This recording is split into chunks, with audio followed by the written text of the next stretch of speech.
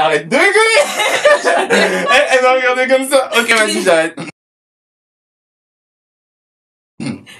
Eh bien, bonjour à tous, ici Benji de la chaîne Think Big. Et on se retrouve pour une nouvelle interview avec notre invité spécial qui s'appelle Macfel.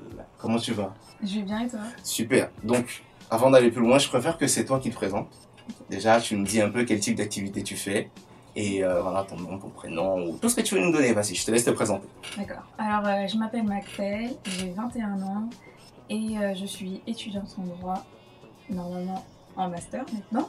Il faut que je... Si tout se passe bien. Ouais, si tout se passe bien. Yes. Et à côté de mon activité, enfin, de la scolarité, je fais des produits capillaires en fait. J'ai entrepris... Que j'ai utilisé, regardez à quel point, mais je m'en fous. Non, c'est vrai, hein, sans déconner. Ah ouais? Ah, c'est grâce à toi. Hein. Mais je te laisse continuer. Ouais.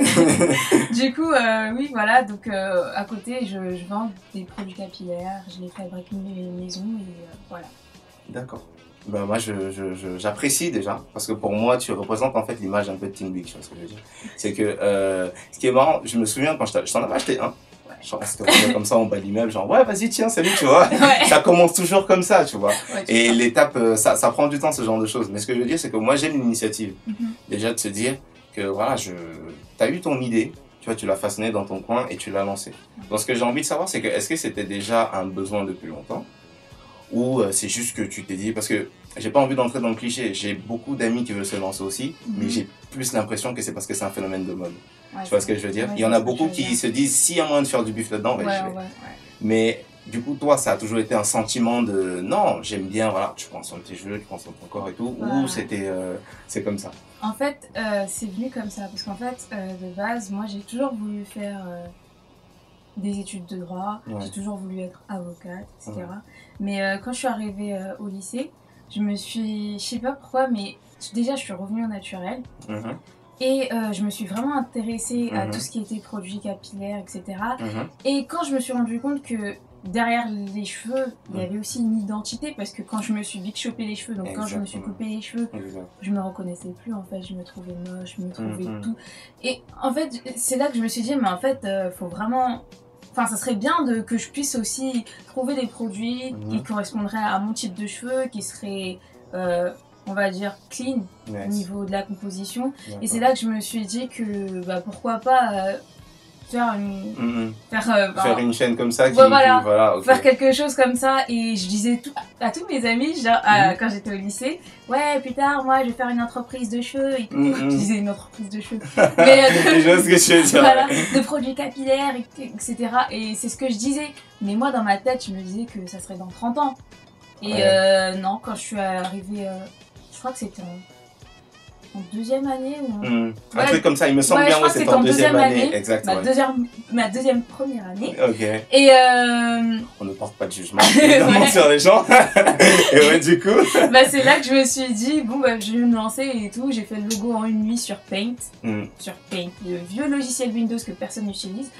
Sur Paint. Et ensuite, il y a un ami qui me l'a amélioré, qui me l'a mis en haute définition. Et puis c'est parti de là, j'ai commencé à faire mon huile et voilà. Et ah oui, entre temps, j'avais déjà fait une huile en fait. D'accord. Un mélange d'huile parce que je trouvais que mes cheveux ils poussaient pas assez vite et je voulais booster ma pousse et donc j'avais fait un mélange d'huile et je me suis dit bon, je vais tester et j'ai trouvé que ça avait super bien marché.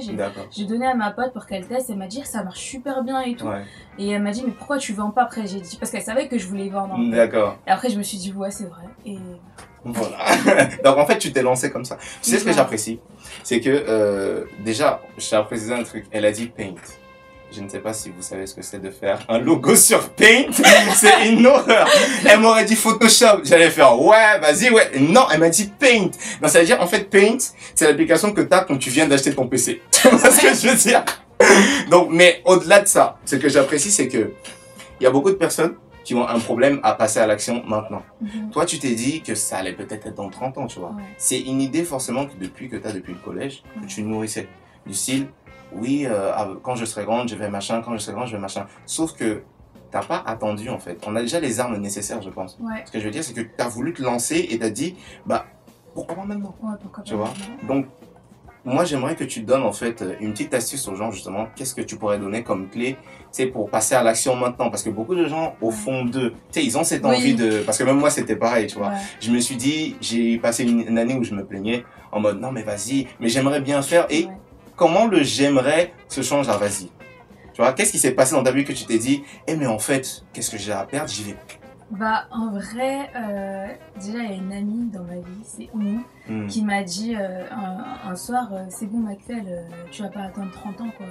T'as envie de le faire, fais-le. Et t'as menacé quand même? Ouais, non, mais parce que, en fait, elle sait comment me parler, parce que moi, pour que je me bouge, il faut que tu me parles cru, de manière très crue. Ouais, faut mettre la vérité, quoi. Ouais, voilà, faut pas prendre des pincettes avec moi, parce que sinon, je me réveille pas. Et c'est vraiment elle qui m'a fait qui m'a donné ce déclic-là, je vais pas mentir. Mais c'est vrai que... c'est vrai qu'en fait, ce que je pourrais donner comme conseil, ça serait que si votre idée, si votre envie, votre volonté, votre rêve peut se matérialiser maintenant, faites-le maintenant. Ouais. En fait, il y a, par exemple, moi, quand je travaillais à Valais, j'avais un collègue à moi qui voulait faire un restaurant, mais avec que des cupcakes, une idée comme ça, comme une crêperie, quelque chose comme ça. Et elle me disait, oui, qu'elle a demandé à des banques et tout, mais que les banques ne lui prêtaient pas d'argent, ne voulaient pas faire de frais parce qu'elle avait pas le bon profil, etc. et tout.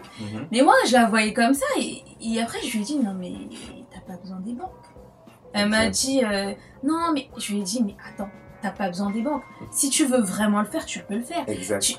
On a tellement de moyens maintenant. J'ai dit, je connais une fille, par exemple, j'ai dit, tu peux aller sur Instagram, tu poses tes cupcakes sur Instagram, tu les vends sur Instagram, enfin, tu proposes... Ouais, t'essaies de proposer le produit, quoi, tu proposes le exactement. produit et tu donnes des rendez-vous pour les vendre. Je connais une fille qui fait ça et ça marche très bien. Elle a, je sais pas combien d'abonnés sur Instagram, elle en a vraiment beaucoup dans les 100 000 ou je ne sais quoi. Et je lui ai dit, t'as pas besoin d'attendre que quelqu'un accepte ton projet et finance ton projet. Tu peux le financer par toi-même, il suffit juste de trouver les moyens. Et donc, tout ça, c'était, pour moi, en fait, elle m'a donné son idée, elle m'en a parlé, et moi, je l'ai matérialisé. Dans le sens où, je lui ai donné toutes les techniques pour qu'elle le réalise tout de suite. Je lui ai dit, si tu veux aussi, les dimanches et tout ça, bah, tu vas au marché, tu proposes tu prends un stand, et tu les vends et tout. Et vu que sur Instagram, tu auras une certaine notoriété, boum, ça va prendre super vite, et dès que tu auras assez de notoriété, et assez d'argent que tu mettras de côté, bah, c'est bon, tu montes ton truc et tu l'ouvres, quoi. Après, il y a d'autres sites aussi, il y a des plateformes où c'est comme des Tipeee en ligne, je sais pas si on dit ça. Voilà, tu proposes ton projet et après ils te le financent et tout, tu peux faire ça. Il y a plein d'alternatives, il suffit juste de penser et de vouloir matérialiser son idée en fait. Bon, matérialiser, et il y a toujours plusieurs solutions. En fait, notre cerveau, bizarrement, il fait pas ce qu'il veut, il fait ce qu'on lui demande de faire. C'est-à-dire que si tu veux trouver des solutions, tu vas les trouver. Mais si tu cherches des excuses, tu vas les trouver aussi. Et c'est ça qui est exceptionnel, c'est que il faut que les gens comprennent que, comme tu viens de dire, un truc important, c'est que moi j'aime bien les gens qui mettent la vérité en face. C'est que moi je me rends juste compte d'un truc, c'est que tu sais, essayer de changer quelqu'un, c'est super difficile. Dans un débat comme Messi et Ronaldo, si tu essayes d'avoir... Non mais c'est vrai, si tu essayes d'avoir raison, tu vas passer toute la nuit. Ouais, mais c'est lui le plus fort. Ouais, non, ça va jamais finir. Mais quand tu exposes les faits en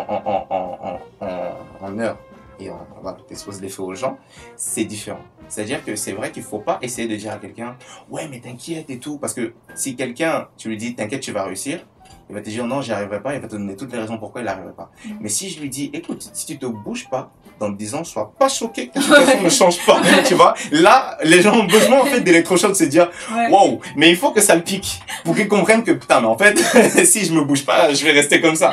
Donc c'est vrai qu'en fait, accepter la réalité et la vérité en face, de se dire que en fait, moi je suis là, je fais rien, reconnaître ses torts du style, si tu te bouges pas mon gars, tu vas passer à côté de tes rêves et tu pourras que vivre avec des regrets. Parce que finalement, essayer, ça coûte quoi? Ça coûte rien.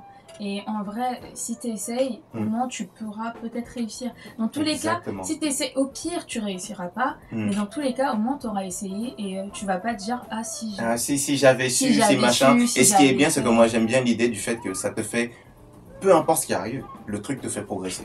Moi j'aurais jamais rencontré les gens que j'ai rencontrés si j'avais pas fait ça.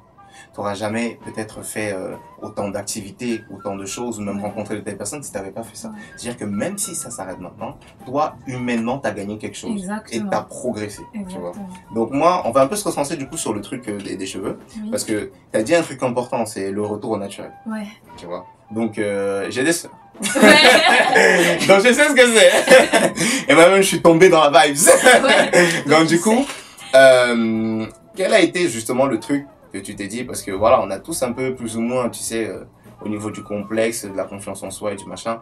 Et c'est vrai que finalement, le retour au naturel, c'est en fait, ça c'était tel qu'on est. Exactement. Et c'est incroyable comment moi, la vague, ok, a certes pris l'ampleur de c'est un phénomène de mode, Ouais. mais quand je vois des petites qui sont en mode je me sens bien dans ma peau et qui disent des trucs comme ça à 6-7 ans, ça fait plaisir. Ouais. Tu vois. Donc, est-ce que c'est pour toi en fait ce mouvement, il était nécessaire justement pour les femmes noires?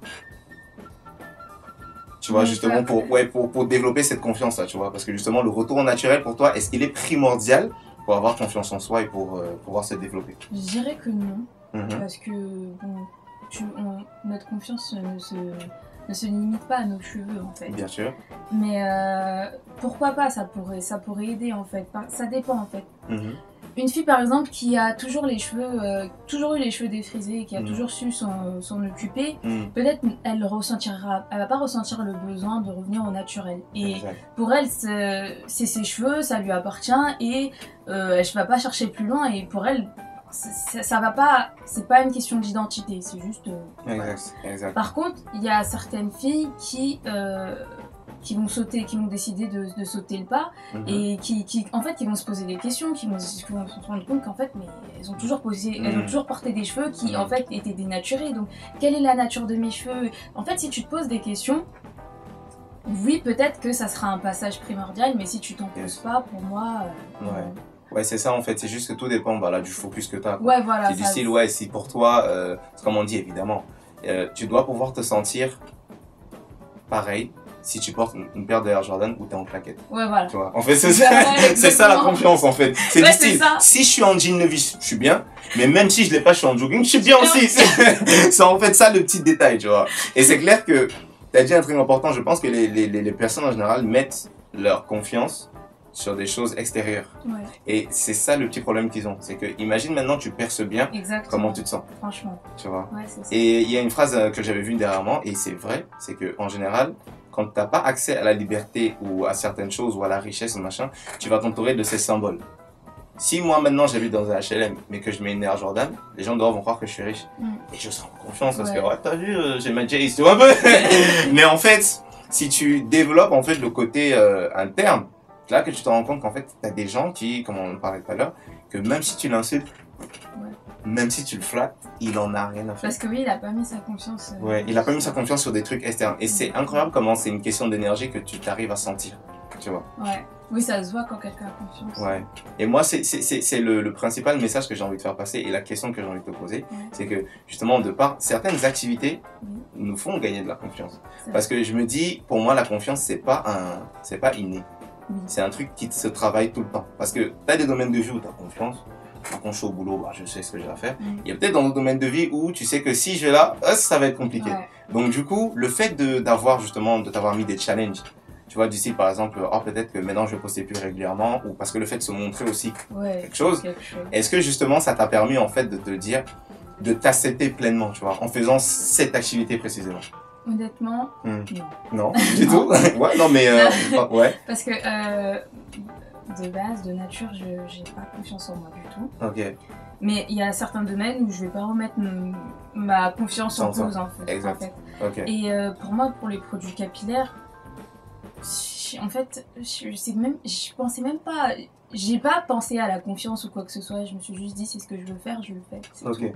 Mais après, c'est vrai qu'on va pas se mentir. Avant de poster sur YouTube, parce que t'appréhendes. Oui, voilà, parce que avant j'avais déjà mon Insta et tout ça, mais je me disais que bon, Instagram, c'est rare que les gens, enfin, c'est pas rare, mais dès le début ils vont pas te critiquer. Alors que YouTube, la critique elle est tellement facile. Très rapide. Et ouais, très rapide. Exemple, trouvez-moi une vidéo à 1 million de vues qui n'a pas de pouce rouge. Franchement. Ça n'existe pas. Ça n'existe pas. Ça n'existe pas. D'ailleurs, mon premier pouce rouge, je me suis dit, on peut me critiquer.